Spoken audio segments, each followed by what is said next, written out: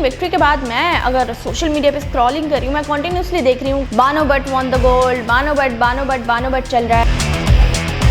तो क्या बानो भट्ट के पर्सनल अकाउंट्स पे कोई प्रोग्रेस नज़र आई है? न्यूज़ चैनल्स की बहुत ज़्यादा कॉल्स आ रही है, इंस्टाग्राम पे फॉलोअर्स आ रहे हैं, लोग स्टोरीज लगा रहे हैं, शेयर कर रहे हैं, जिससे आप कहते हैं ना सपोर्ट मिल रही है। कुछ लोग कमेंट ये कर रहे हैं कि क्रिकेट से नज़र हटा के थोड़ा इधर भी ध्यान दें, स्पेशली इंडिया से बहुत प्यार मिल रहा है। पाकिस्तान, कजाकिस्तान, बहरीन, मतलब काफ़ी मुझे सपोर्ट मिल रहा है। यू आर कॉन्टीन्यूसली पंचिंग हर। मेरे जहन में था कि यार इसके फेस पे स्कार्स आ जाएंगे, फेस की ब्यूटी जो है वो ख़राब हो जाएगी। हमें जब कोई चोट लगती है ना, हम उसको अपना ब्यूटी मार्क समझते हैं। फाइटर का एक नेम होता है एमएमए एथलीट का, सोचा शार्क, सर कहते हैं खाली शार्क नहीं, बानो द डेंजरस शार्क। अस्सलाम वालेकुम, welcome to 94 sports, this is me Saba Pasha. आप सबके लिए आज का प्रोग्राम बहुत अहम प्रोग्राम हम लेके आए हैं एक ख़ास मेहमान के साथ, क्योंकि उस मेहमान को आप पहले भी यहाँ देख चुके हैं। फिर उस मेहमान ने एक अचीवमेंट अपने नाम की है, उसके बाद से बहुत पॉपुलैरिटी भी मिल रही है। मैं आज स्टूडियो में वेलकम करती हूँ बानो भट्ट को। बानो, सबसे पहले तो प्रोग्राम में हम आपको वेलकम बोलते हैं। थैंक यू सो मच मुझे इनवाइट करने के लिए। मैं बहुत ज़्यादा खुश हूँ क्योंकि मुझे पूरे पाकिस्तान से बहुत ज़्यादा प्यार मिल रहा है। 94 न्यूज़ का थैंक यू, उन्होंने मुझे यहाँ पे इनवाइट किया। बानो, मुझे ये बताइएगा कि जब आप ने गेम जीती थी उस टाइम आपकी क्या फीलिंग्स थी? हमने देखा कि यू आर कॉन्टिन्यूसली क्राइंग और बहुत ज़्यादा एक्साइटमेंट थी एट दैट टाइम। तो सबसे पहले तो आपकी जीत पे बात करेंगे, उस टाइम क्या फील थी आपकी? मैनी कॉन्ग्रेचुलेशंस बानो, लेकिन स्टिल मुझे वो मोमेंट याद करके बहुत प्राउड फील हो रहा है। उस टाइम पे मेरी फीलिंग्स मैं एक्सप्लेन नहीं कर सकती कि मैं कितना खुश थी। मैं बहुत रो रही थी क्योंकि मतलब पूरे पाकिस्तान में एमएमए कम्युनिटी ने उन्होंने मुझ पे यकीन किया था, लेकिन वहीं पे जहाँ पे कुछ अच्छे लोग होते हैं वहाँ पे कुछ लोगों ने बिल्कुल। बानो फर्स्ट वुमेन एथलीट हैं जिन्होंने एमएमए में गोल्ड अपने नाम किया है, एशियन एमएमए गोल्ड, जिसमें 17 to 18 कंट्रीज़ ने पार्टिसिपेट किया था। 128 प्लस एथलीट्स थे, लेकिन बानो ने पाकिस्तान की पहली फीमेल जिन्होंने गोल्ड अपने नाम किया। ये एक बहुत बड़ी अचीवमेंट है। Many congratulations Bano. आप कॉन्टीन्यूसली क्राई कर रही थी वहाँ पे। पाकिस्तान का नेशनल एंथम जो था वो बहुत ज़्यादा प्राउड मोमेंट था सबके लिए। सो ओवरऑल सिनेरियोज़ को आप क्या समझती हैं, किस तरह से वो मोमेंट्स आपने सेलिब्रेट किए? प्रूफ किया कि मैं और मेरे कोच कर सकते हैं। हमने परफॉर्म करके दिखाया, परफॉर्मेंस दी, पाकिस्तान के लिए फर्स्ट गोल्ड लिया IMF एशियन चैम्पियनशिप में। First female athlete international platform में, इंटरनेशनल फेडरेशन पे गोल्ड लेना पाकिस्तान के लिए पहली फीमेल, वो मेरे और मेरे कोच के लिए बहुत बड़ा मोमेंट था। मैं उसको एक्सप्लेन नहीं कर सकती उसके लिए कितनी ज़्यादा मेहनत लगी है। मीन्स के बहुत सारे लोगों ने अंडर एस्टिमेट किया था, बहुत बातें करते थे, अब सब खामोश हो गए। अच्छा, ये बानो ये बताइएगा कि क्या गवर्नमेंट लेवल पे किसी ने आपसे कांटेक्ट किया है? क्योंकि कोई प्लेयर अगर कोई अचीवमेंट अपने नाम करता है तो उसे उस तरह से सपोर्ट किया जाता है, गिफ्ट्स अनाउंसमेंट होती है, जिस तरह हमने रिसेंटली अरशद नदीम के लिए भी देखे। नो डाउट वो ओलंपिक्स था, उसके साथ कंपैरिजन नहीं कर सकते, बट द थिंग इज़ कि आपकी अचीवमेंट भी एक बड़ी अचीवमेंट है। तो CM पंजाब मरियम नवाज़ को अगर हम देखें तो वो लड़कियों की वुमेन एम्पावरमेंट के लिए बहुत ज़्यादा काम कर रही हैं, जहाँ पर वो देख रही हैं लड़कियों को प्रमोट कर रही हैं, क्योंकि एज अ वुमेन वो चाहती हैं कि लड़कियाँ आगे आएँ। उन्होंने बहुत अच्छी एक जगह बनाई है, एक अच्छी सीट पर वो हैं, तो डेफिनेटली वो जितना लड़कियों के लिए बेहतर कर सकती है, मेरे ख्याल से उनसे बेहतर कोई नहीं कर सकता। तो बानो, आप क्या समझती हैं कि वो आपको कांटेक्ट करेंगी या आपकी उनसे क्या रिक्वायरमेंट है? क्योंकि अगर हम देखें तो जब से मरियम नवाज़ साहिबा ने सीट संभाली है उसके बाद वुमेन को स्पोर्ट्स में बहुत ज़्यादा सपोर्ट किया है, पिंक गेम्स भी करवाई थी, इस तरह की बहुत सी चीज़ें देखी हैं। हर डिपार्टमेंट में लड़कियों के लिए उन्होंने बहुत काम किया स्पेशली। सो इस हवाले से आप क्या कहेंगी कि मरियम नवाज़ से आप क्या कहना चाहती हैं? नहीं, अभी तक तो नहीं, लेकिन जब मैं सेमीफाइनल इंडिया से जीती थी मुझे पैगाम आया था CM मरियम नवाज़ साहिबा का कि उन्होंने अप्रिशिएट किया है बहुत ज़्यादा, और मुझे उम्मीद है कि वो मुझे भी अप्रिशिएट करेंगी जिस तरह अरशद नदीम को किया गया। उनकी तरफ से मुझे सपोर्ट लाजमी मिलेंगी, क्योंकि PM मरियम नवाज़ साहिबा काफ़ी ज़्यादा फीमेल एथलीट्स के लिए पंजाब में इवेंट्स करवा रही है। पिंक गेम्स हुई थी जिसमें उन्होंने काफ़ी ज़्यादा फीमेल्स को मौका दिया, और पूरी है कि वो सपोर्ट करेंगी, क्योंकि मैंने अब जब वो आई हैं सीएम बनी है, मैं देख रही हूँ काफ़ी ज़्यादा वर्क कर रही हूँ पूरे पंजाब के अंदर, डिफरेंट जगहों पर डिफरेंट मतलब एथलीट्स और स्टेडियम्स वगैरह पे वर्क हो रहा है। मैं उनसे ये रिक्वेस्ट करना चाहूँगी कि काफ़ी सारे इवेंट्स ऐसे होते हैं जिसमें मैं पार्टिसिपेट नहीं कर पाती स्पॉन्सर्स ना होने की वजह से, तो मेरी उनसे रिक्वेस्ट है कि वो मुझे स्पॉन्सर करें इवेंट्स के लिए। इंशाल्लाह मैं पाकिस्तान का नाम रोशन करूँगी। और मेरी छोटी सी रिक्वेस्ट एक और है, जिस जिम में मैं ट्रेनिंग करती हूँ उधर छत नहीं है, तो अक्सर गर्मियों में मसला आता है, बारिश हो जाती है, तो बहुत ज़्यादा मसलात आते हैं जिनकी वजह से हमारी ट्रेनिंग मिस हो जाती है। तो ज़रा वो इन दो बातों पे गौर कर लें। मेरी और उनसे कोई रिक्वेस्ट नहीं है, लेकिन एक मेरे जिम की और एक इवेंट में मुझे और मेरे सर को स्पॉन्सर्स नहीं मिलते। बहुत कोशिश करते हैं हम, तो हम पार्टिसिपेट करने से रह जाते हैं इवेंट्स में। तो मेरी रिक्वेस्ट है उनसे, प्लीज़ ये वो मेरी 2 रिक्वेस्ट हैं, वो इन पर ज़रा नज़र डालें, देखें। बिल्कुल बानो, हम कोशिश करेंगे कि आपकी आवाज़ हम सीएम मरियम नवाज़ तक पहुंचाएं, और मुझे पूरी उम्मीद है कि जब मरियम नवाज़ साहिबा ये देखेंगी डेफिनेटली वो आपको कांटेक्ट भी करेंगी। और मेरे ख्याल से वो इतनी बड़ी अचीवमेंट आपके नाम है, तो मेरे ख्याल से वो रुक नहीं सकेंगी, वो आपको डेफिनेटली प्रोवाइड करेंगी। क्योंकि आपने ये भी बताया कि आपका जिम जो है उसकी छत नहीं है, सो इस तरह की चीज़ें मेरे ख्याल से उनके लिए तो कोई मुश्किल चीज़ नहीं है। आप डेफिनेटली अगर आपने पाकिस्तान को रिप्रेजेंट करना है, आपके पास एक अच्छी स्पेस होनी चाहिए, आपकी अच्छी जिम होनी चाहिए, छत होनी चाहिए, इक्विपमेंट्स होने चाहिए, और हर वो चीज़, हर वो फैसिलिटेशन होनी चाहिए ताकि आप फर्दर ऑन फ्यूचर में जो है वो अच्छी पार्टिसिपेशन कर सकें, हर इवेंट पे पार्टिसिपेट करें और पाकिस्तान का नाम भी रोशन करें। अच्छा, अगर हम गेम की बात करते हैं, वो तो ठीक है, आपने विक्ट्री अपने नाम की, दैट इज़ ऑल्सो गुड। लेकिन विक्ट्री के बाद मैं अगर सोशल मीडिया पे स्क्रॉलिंग कर रही हूँ, मैं कंटिन्यूसली देख रही हूँ कि Bano but won the gold, Bano but चल रहा है। और जितने भी फेमस ब्लॉगिंग पेजेस हैं, जितने भी वेबसाइट्स हैं, उस पर बानो बट की जो है वो पोस्ट लग रही है। तो क्या बानो बट के पर्सनल अकाउंट्स पे कोई प्रोग्रेस नज़र आई है? क्या बानो बट के पर्सनल अकाउंट्स पे रीच ज़्यादा हुई है, लोगों ने फॉलो किया है, फैंस ज़्यादा हुए हैं? इवेंट के बाद से ही मैं फ़ोन मैंने इतना नहीं देखा लेकिन मैं जब रात को घर गई अपने इवेंट से, न्यूज़ चैनल्स की बहुत ज़्यादा कॉल्स आ रही है, इंस्टाग्राम पे फॉलोअर्स आ रहे हैं, लोग स्टोरीज़ लगा रहे हैं, शेयर करें, टैग करें, कमेंट करें। मीन्स के मैं देख रही हूँ कि मतलब अब सपोर्ट जो जिसे आप कहते हैं ना, सपोर्ट मिल रही है। मतलब कुछ लोग कमेंट ये कर रहे हैं कि क्रिकेट से नज़र हटा के थोड़ा इधर भी ध्यान दें, हमारी फीमेल एथलीट्स इतना कुछ करिए। मुझे स्पेशली इंडिया से बहुत प्यार मिल रहा है। इंडिया, पाकिस्तान, कजाकिस्तान, बहरीन, मतलब काफ़ी मुझे सपोर्ट मिल रहा है ज़्यादातर इंडिया के। बिल्कुल बानो, मैं ये बात क्लियर करूँगी कि इंडियंस, आप कह रही हैं कि सबसे ज़्यादा इंडियंस ने आपको सपोर्ट किया, आपको पसंद कर रहे हैं। डेफिनेटली जब आप एक स्टार बनते हैं, वो इंडिविजुअल कंट्री का स्टार नहीं होता है, वो आपको वर्ल्ड वाइड पसंद किया जाता है। चाहे पाकिस्तानी हो, चाहे इंडियंस हो, चाहे कजाकिस्तान के लोग हो, सब आपकी गेम को पसंद करते हैं। तो that the thing is your game. जब तक आपकी गेम अच्छी है, आपको लोग सपोर्ट करेंगे, प्यार करेंगे। Countries doesn't matter. यहाँ पर बिल्कुल इस चीज़ को डिनाई किया जाता है कि कोई स्पेसिफिक चीज़ होगी, कोई स्पेसिफिक कंट्री का प्लेयर होगा तो ही पसंद किया जाएगा। No, this is wrong. Basically sports is the thing जो अमन का पैगाम लेके आती है, अमन फैलाती है मुल्कों में। तो मेरे ख्याल से लोग बिल्कुल फैंस बनते हैं, पसंद करते हैं गेम को। बिल्कुल, बहुत ज़्यादा। मीन्स के इवेंट के बाद इंडिया के कोचेस थे, वो मुझे आके मिले। उन लोगों ने पाकिस्तान के बारे में, मतलब वो यहाँ पे इंडिया के एथलीट्स का पाकिस्तान में आना एक बहुत बड़ी बात है। काफ़ी सारी बातें उन्होंने मुझे बताई पाकिस्तान के बारे में। कहते हैं पाकिस्तान जैसा हमने सुना था, न्यूज़ में देखा था, जैसे लोग बताते हैं आउट ऑफ कंट्रीज बताते हैं, उससे बहुत ऑपोजिट था। खाली इंडिया नहीं, बहरीन के कोचेस, कजाकिस्तान के प्लेयर्स, कजाकिस्तान एक्साइटेड थे यहाँ पे आके। मतलब मेरी उनसे बात सबसे अब मीन्स के कॉन्टैक्ट शेयर हो गए, मतलब सोशल मीडिया से अकाउंट शेयर हुए।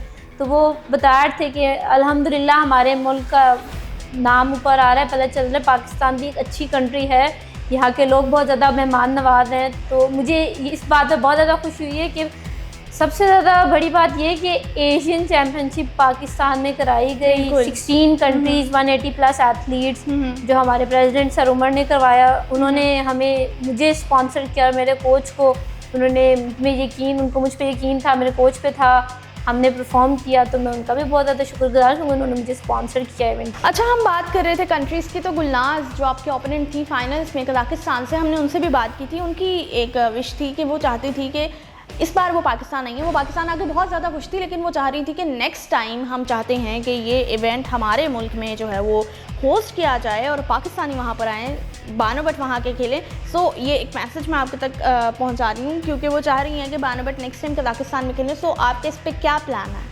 मेरी भी उनसे बात हुई थी कि वो चाहती थी कि जैसे अब वो हमारी कंट्री में भी चाहती, मैं उनकी कंट्री में आऊँ, जाके उनके साथ ट्रेन करूँ। इस मामले पे हमारी बात हुई थी। उन्होंने मुझसे कहा था कि जब भी आप कज़ाकिस्तान आएंगी, यू आर मोस्ट वेलकम, आके वहाँ पे ट्रेनिंग के लिए आना है, इवेंट के लिए आना है। उन्होंने मुझसे कहा था कि आपने ज़रूर आना है। तो इंशाल्लाह फ्यूचर प्लान्स देखेंगे, ट्रेनिंग कैंप्स का या फिर इवेंट हुआ तो मैं ज़रूर जाऊँगी। अच्छा, इवेंट के बाद जब आपने गोल्ड जीत लिया, उसके बाद क्या आपसे किसी कमर्शियल के लिए कंपनीज़ ने कांटेक्ट किया, बिग कंपनीज़ ने एडवर्टाइजमेंट के लिए या एड्स के लिए? जब पॉपुलैरिटी आती है तो लोग चाहते हैं कि ये एक आइकन है, इसको हम अपने प्रोडक्ट में या अपनी कैंपेन में जो है वो ऐड ऑन करें। सो इस तरह का अभी आपसे किसी ने कांटेक्ट किया है? अभी तक तो नहीं हुआ इस तरह का। एक कंपनी के CEO है, सिर्फ मुझे उनका टेक्स्ट आया है। अभी इस तरह का मतलब ऑफ़र्स को कुछ मैं चाहती हूँ कि मुझे आके लोग अप्रोच करें, फिर मैं उनके ब्रांड को प्रमोट करूँ। मैं ज़रूर चाहूँगी, क्योंकि इससे मुझे भी काफ़ी ज़्यादा फ़ायदा होगा, उनको भी होगा और मेरी गेम भी बहुत ज़्यादा आगे आएगी। ऑलराइट बानो, हम कमिंग टू द फैमिली, क्योंकि family is the basic support to any player.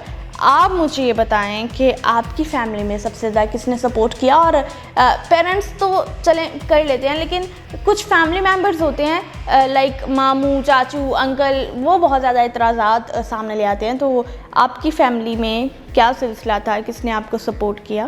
वो कुछ छोटी बच्चियाँ मेरी स्टूडेंट थी, एक मेरी सिस्टर थी, मीन्स के वो लोग मेरी कुछ ट्रेनिंग पार्टनर्स थी, वो कुछ मेरे ट्रेनिंग पार्टनर्स थे, छोटे स्टूडेंट्स थे, सब वो आए थे मुझे सपोर्ट करने, इवेंट देखने आए थे। फैमिली की तरफ से ये मेरी मदर बहुत ज़्यादा सके, अगर उनका सपोर्ट ना होता स्टार्टिंग से, जो मेरी स्टोरी है, उन्होंने मेरे लिए बहुत ज़्यादा स्टैंड लिया है, बहुत कुछ किया है मेरी मामा ने। मतलब अगर मैं जो देखती हूँ वो हार्ड वर्किंग वूमेन है, ठीक है, तो उनकी मेहनत देखती हूँ, मतलब काफ़ी मोटिवेशन मिलती है उनसे। और उसके बाद फिर जो मामा के साथ, मामा की बहनें हैं मेरी खालाएँ 4, मुझे मीन्स की कह लें मेरी फैमिली में मेरी मामा, मेरी खाला, इन लोगों ने सपोर्ट किया, बाकी और किसी फैमिली ने नहीं। लोग जो आपको पसंद नहीं करते वो आपको एडोर करना शुरू हो जाते हैं, आपकी गेम को पसंद करना शुरू करते हैं, और वो फिर कहते हैं कि हाँ नहीं, ये एक अच्छा काम था। वही लोग जो वो बात कर रहे होते हैं कि नहीं, ये नहीं करना, लड़की ने बाहर नहीं जाना, लड़की ने गेम नहीं खेलनी, लेकिन एट दैट टाइम लोग आपको सपोर्ट करना शुरू होते हैं। That is very good thing. और मेरे ख्याल से ये पॉजिटिविटी है आपकी फैमिली में कि इन फ्यूचर आपकी फैमिली में कोई लड़की स्पोर्ट्स में आगे आना चाहेगी तो आपने एक मिसाल कायम कर दिया, और आगे कोई भी किसी को रोकेगा नहीं। हम मज़ीद बात करेंगे। स्टडी बहुत ज़्यादा इंपॉर्टेंट होती है, लेकिन पेरेंट्स को डेफिनेटली, कुछ पेरेंट्स फोकस्ड करते हैं स्टडी पे, गेम्स में इतना ज़्यादा इन्वॉल्वमेंट बच्चों को नहीं करने देते हैं। आप इस पर क्या कहेंगी? Study is important, I am clearly saying this, कि study is most important thing, लेकिन अगर बात करें तो गेम में भी डेफिनेटली फिज़िकल एक्टिविटीज़ में भी बच्चों को आगे आना चाहिए, क्योंकि कहीं ना कहीं इसका बहुत बड़ा एज रहता है। तो इसके बारे में बानो आप क्या कहेंगी? जिस चीज़ में एक इंसान का इंटरेस्ट होता है, वो उसको जब वो पूरे दिल से करता है ना, तो कभी ना कभी वो कामयाब ज़रूर होता है। अब स्पोर्ट्स में काफ़ी ज़्यादा, आप स्पोर्ट्स को आप देखें, स्कॉलरशिप मिलती है कॉलेजेस में, यूनिवर्सिटीज़ में। जो बच्चे फ़ीस अफोर्ड नहीं कर पाते या जो बच्चे थोड़े पढ़ाई में इतने नॉर्मल हैं, तो वो स्पोर्ट्स के ज़रिए वो पढ़ सकते हैं। अगर आप डिपार्टमेंट्स की बात करें तो स्पोर्ट्स के ज़रिए आपको डिपार्टमेंट में जॉब मिल सकती है। डिफरेंट पढ़ाई है, पढ़ाई ज़रूरी है, पढ़ाई भी करें, बिल्कुल, लेकिन आपको अगर वो चाह रहा है कि वो स्पोर्ट्स करे, स्पोर्ट्स अब बहुत ऊपर आ रहा है। इसमें मैं खुद बोलूँगी, इसमें आप अगर आप स्पोर्ट्स कर रहे हैं, आप कोचिंग करवा के, ट्रेनिंग करवा के भी पैसे कमा सकते हैं। आप अपना जिम खोल लें, जो खोल सकते हैं, पर्सनल ट्रेनिंग करवा के, इवेंट्स खेल के, आप स्पोर्ट्स में भी पैसा, आप स्पोर्ट्स से भी पैसा कमा सकते हैं। यहाँ पर एक और बात मैं कब से सोच रही थी, क्योंकि मैं आपकी गेम, आपका फाइनल जो है वो मैं लाइव देख रही थी, आई वॉज देयर, और जब मैं देख रही थी रिंग में, यू आर कॉन्टीन्यूसली पंचिंग हर, और मैं वहाँ पर डर रही थी एज अ फीमेल, मतलब मेरे जहन में था कि यार इसके फेस पे स्कार्स आ जाएंगे, फेस की ब्यूटी जो है वो ख़राब हो जाएगी। तो क्या आपके अंदर ये इनसिक्योरिटीज़ नहीं हैं? क्या आपको डर नहीं लगता कि स्कार आ जाएगा, वो एक लड़कियों वाली चीज़ ना कि ब्यूटी ख़राब हो जाएगी या इस तरह की चीज़ें? क्योंकि मेरे ख्याल से हर लड़की बहुत ज़्यादा कॉन्शियस होती है कि एटलीस्ट फेस पे कोई भी इंजरी या कोई स्कार नहीं आना चाहिए। तो इसके बारे में आप क्या कहेंगी? मैंने शुरू से ही स्पार लड़कों के साथ किया है। कट्स लगना, आँखें ये सूज जाना, दांत वगैरह टूटना, बाजू वगैरह पेन वगैरह निकला है। इसके मुझे मतलब ये जो हमें जब कोई चोट लगती है ना, हम उसको अपना ब्यूटी मार्क समझते हैं। ओके। इसके मतलब चोट लगती है, हाँ आँख तो ब्लैक पूरी हो जाती है, तो वो इतना पिक्चर लेके ना हम खुश होते हैं। मैं पिक्चर लेती हूँ, हाँ आज मुझे ये लगा है, मीन्स कि अच्छा मेरी थोड़ी सी बेटर हुई है, थोड़ा हिट हुआ है। तो हम स्पारिंग ही इतनी हैवी करते हैं, एमएमए फाइटर्स होते हैं, हम लोग घबराते नहीं हैं हम लोग, क्योंकि खूनी फाइट होती है। एमएमए ना एक ऐसा स्पोर्ट्स है कि मतलब हम उसको प्रमोट करें कि ये जो स्पोर्ट्स ओलंपिक में भी ऐड हो जाए। अब आपने देखा है हम सेफ फाइट्स होती हैं, हर चीज़ का ख्याल किया जाता है। फाइटर का एक नेम होता है, एमएमए एथलीट का फाइट्स में उसको बुलाया जाता है नाम देके, निक नेम होता है ये। तो जो शार्क की पर्सनैलिटी आप सबको पता है, वो वैसे किसी को तंग नहीं करती। जब कोई इसको छेड़ देता है तो वो अगले बंदे को खा जाती है। जब मेरे लिए नाम ढूंढ रहे थे तो कोई सूटेबल मिल नहीं रहा था पर्सनैलिटी की, क्योंकि जिस तरह की गेम होती है उसके हिसाब से नाम मिलता है। तो जब नाम सुना हमने सोचा शार्क। सर कहते हैं खाली शार्क नहीं, the dangerous shark, Bano the dangerous shark. तो ये मेरे कोच ने मुझे नाम दिया। हम मज़ीद बात करेंगे आपके डाइट के हवाले से। जब एक स्पोर्ट्स पर्सन डाइट अपनी ठीक रखता है, बहुत इंपॉर्टेंट है डाइट, कितना खाना है, कितना नहीं खाना, कितने पोर्शन में खाना है, क्या खाना है, क्या नहीं खाना। सो एज अ देसी फूड लवर, हम देसी फैमिली से बिलोंग करते हैं, तो क्या मतलब किस तरह से खाने को जो है वो ठीक किया जा सकता है? क्योंकि मैं बात करूं, मैं कभी भी सोचूं कि मुझे डाइट करनी है, लेकिन अनफॉर्चुनेटली एट दैट टाइम घर में पाए बन जाते हैं, घर में इस तरह के खाबे चल रहे होते हैं कि बंदा उससे रेजिस्ट ही नहीं कर पाता। और मैं माशाल्लाह से बहुत ज़्यादा शौकीन हूँ खाने की, तो मेरे से तो डाइट नहीं होती। तो बानो, आप कैसे मैनेज करती हैं? क्योंकि मेरे से आज तक नहीं हो सका। आप किस तरह से जो है वो सब्र के साथ ये चीज़ कंटिन्यू करती हैं? देखिए, डाइट तो एक बहुत ही मेन चीज़ है, क्योंकि आउट ऑफ कंट्री के जो एथलीट्स होती हैं उनकी डाइट तो उनकी खुराक बहुत अच्छी होती है। अब हम जो है, मैं तो हूँ देसी बंदी, पंजाबी खाने की शौकीन, और जो ये इवेंट है इसमें हमारा जो होता है मेन वेट कैटेगरीज होती है, उनको फॉलो करना होता है। और जिस कैटेगरी में आपको खेलना है, आपको वेट में रह के ही करना होता है। मेरा यूजुअली जो वॉकिंग वेट होता है वो मैं 50 तक होता है अमूमन, क्योंकि सही में खाने पीने की शौकीन हूँ। मैं देसी खाना नहीं छोड़ सकती, चावल बिरयानी ये वो मैं कुछ नहीं छोड़ सकती, क्योंकि खाना एक ज़िंदगी में ऐसी चीज़ है जिससे मुझे बहुत खुशी मिलती है। ओके। तो उसको देख के साथ जब इवेंट आता है, डाइट करनी पड़ती है, वेट कट भी करना पड़ता है, तो वो एक बहुत मुश्किल होता है अक्सर। कि अभी जो मेरी फाइट थी उसमें मेरा वेट थोड़ा गेन हो गया था कि मुझे इन्फेक्शन हो गया था, फिर मुझे थोड़ी सी मेडिसिन खानी पड़ी। और मैं वैसे नहीं खाती, मैं पैनाडोल ये मुझे मेडिसिन बिल्कुल नहीं सूट करती, लेकिन वो मुझे खानी पड़ी। फिर मेरा उससे वेट गेन हो गया मेरा। फिर तो जो मैंने वेट कट किया काफ़ी ज़्यादा, उससे फिर थोड़ा सा पावर पे भी असर वगैरह पड़ता है, लेकिन अल्हम्दुलिल्लाह मुझे नहीं पड़ता। वेट कट चाहे जितना भी हो मैं कर लेती हूँ। तो डाइट बहुत इम्पॉर्टेंट होती है किसी भी एथलीट के लिए। अगर आपकी अच्छी डाइट नहीं है तो आपकी परफॉर्मेंस पे भी बहुत ज़्यादा असर पड़ता है। अगर आप किसी से मतलब डाइट नहीं लेते, ऐसे ही जो भी मिलता है वो खाई जाओ और फिर जाकर लड़ो, वो आपके स्टैमिना पे भी बहुत ज़्यादा असर पड़ता है, वेट पे भी पड़ता है, परफॉर्मेंस भी मैटर करती है आपकी, अगर आपकी खुराक अच्छी नहीं है तो। बिल्कुल ठीक। बानो ने बता दिया कि वो खा लेती हैं, लेकिन कहीं ना कहीं उन्हें मैनेज करना पड़ता है। What are your future targets? आप अब मज़ीद अब गोल्ड जीत लिया, अचीवमेंट हो गई, फर्स्ट विमेन गोल्ड मेडलिस्ट बन गई पाकिस्तान की। फ्यूचर के क्या प्लान्स हैं, क्या टारगेट हैं, क्या अचीव करना है अब आपने? मेरा नेक्स्ट टारगेट है साउथ एशियन चैम्पियनशिप है जिजित्सु की, जो इंडिया में है। उसके बाद IMF वर्ल्ड चैम्पियनशिप है ये, जिसकी अभी एशियन है, जिसमें मैंने गोल्ड लिया। अब मेरा टारगेट है उसमें वर्ल्ड गोल्ड लेना। उसके बाद फिर एशियन इंडोर गेम्स है जिसमें मेरी सिलेक्शन हुई है जुजित्सु में, वो भी एक स्पोर्ट्स है, स्पोर्ट्स की डिफरेंट गेम है। तो और उसके बाद आगे भी काफ़ी सारे साउथ एशियन गेम्स भी आ रही है 2025 में। और मेरा अब फोकस फुल अब इन चीज़ों की तरफ चला गया, क्योंकि नेक्स्ट टारगेट पर वर्क करना है। उसके लिए मेरी अभी से सबसे रिक्वेस्ट है, मुझे स्पॉन्सर्स की ज़रूरत है, मुझसे पहले से ही कांटेक्ट कर लें। और इंशाल्लाह मैं आपके परफॉर्मेंस, आप मेरी परफॉर्मेंस आपने भी देखी, इंशाल्लाह आगे भी मेरी परफॉर्मेंस अच्छी ही होगी और इंशाल्लाह मैं आगे भी गोल्ड लूँगी। बिल्कुल ठीक, बेस्ट ऑफ लक। अच्छा, हम coming back to our recent question, हमने खाने पीने की बात की थी, ख्वाबों की बात की थी। बानो, मैं ये आपसे पूछना भूल गई कि बानो को खाना आता है, बानो को क्या पकाना भी आता है? मतलब आपने बताया आप खानों की बहुत ज़्यादा शौकीन है, तो क्या आप खाना पका भी लेती हैं? मैं सब कुछ पका लेती हूँ, सिर्फ बहुत बोल रोटी के अलावा। और अगर पकाती हैं तो सबसे ज़्यादा क्या मज़े का पकाती हैं? गोभी आलू। Very nice. आलू गोभी बानो जो है वो बहुत मज़ेदार बनाती है। कभी हमें मौका मिला तो हम भी डेफिनेटली ट्राई करेंगे।